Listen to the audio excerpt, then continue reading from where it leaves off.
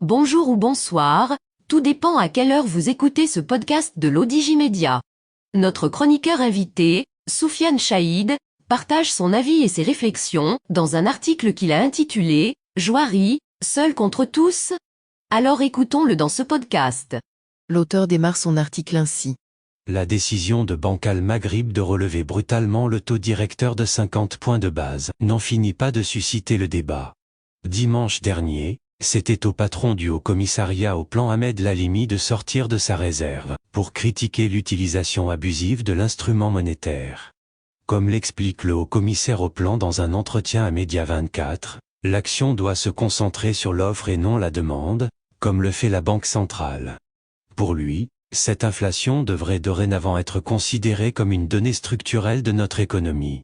Ce n'est pas la première fois que ces deux pontes de l'économie nationale croisent le fer. En 2019 déjà, Ahmed Lalimi s'était indigné de la politique jugée trop prudente de Banque Al Maghrib. Alors qu'à l'époque l'inflation ne dépassait guère les 2%, le patron du Haut-Commissariat au Plan s'étonnait que la Banque centrale refuse de baisser davantage le taux directeur, afin de lâcher l'inflation et relancer la machine économique. L'auteur poursuit son article ainsi.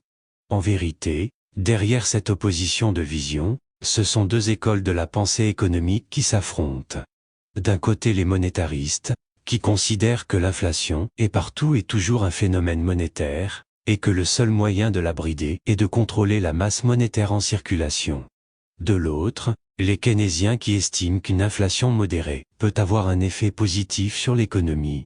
Si cette opposition peut paraître intellectuelle, sur le terrain elle génère certaines contradictions pour le moins schizophrènes.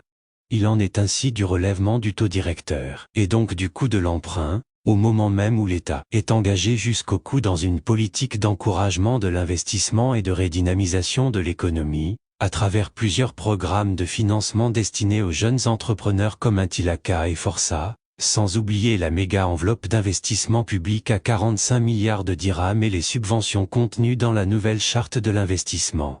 L'auteur conclut son article ainsi. Pour un gouvernement qui cherche à doper la croissance économique, la dernière décision de Banque Al Maghrib, même si elle se justifie amplement par les ravages actuels de l'inflation, notamment sur le front social, pourrait être synonyme de réduction de ses efforts à néant. Rédigé par Soufiane Chaïd et lu par l'intelligence artificielle de l'Odigimédia. Merci d'avoir écouté ce podcast de l'Odigimédia, ce bouquet de supports numériques, portail, magazine mensuel connecté, web radio et web TV. N'oubliez pas de télécharger notre application l'Odigi Mobile sur Play Store et de vous abonner à notre chaîne YouTube l'Odigi TV. Vous pouvez, aussi, nous suivre sur nos réseaux sociaux, Instagram, Facebook, TikTok, LinkedIn et Twitter. Ou encore, vous inscrire sur notre newsletter quotidienne à partir du portail lodigi.ma. Alors, on se dit au prochain podcast de nos chroniqueurs invités. Et à très bientôt, si et seulement si vous le voulez bien.